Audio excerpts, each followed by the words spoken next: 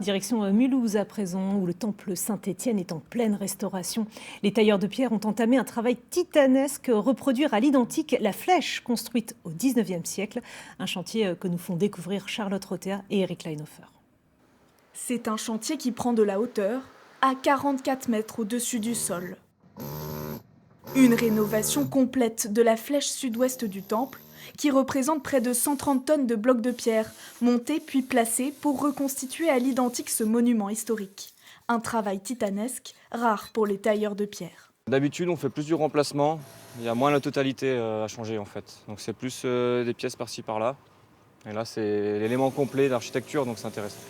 Ici, c'était une nécessité, remplacer le grès des Vosges originel de mauvaise qualité qui mettait l'édifice en danger. Mais pas question de changer de matière première. C'est une belle pierre assez facile à travailler quand même. Au niveau des arêtes et tout, on peut vraiment faire des arêtes très franches, très vives.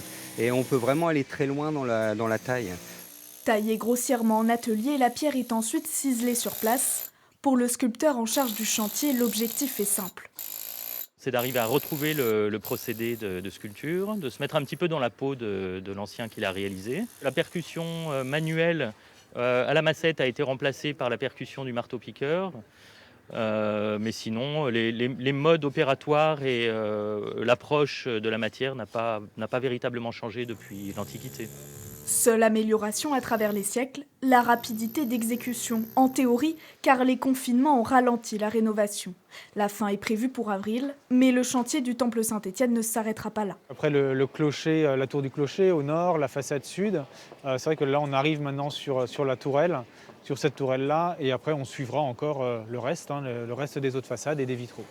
Un monument historique dorloté, les travaux de la tourelle représentent à eux seuls 1,7 million d'euros.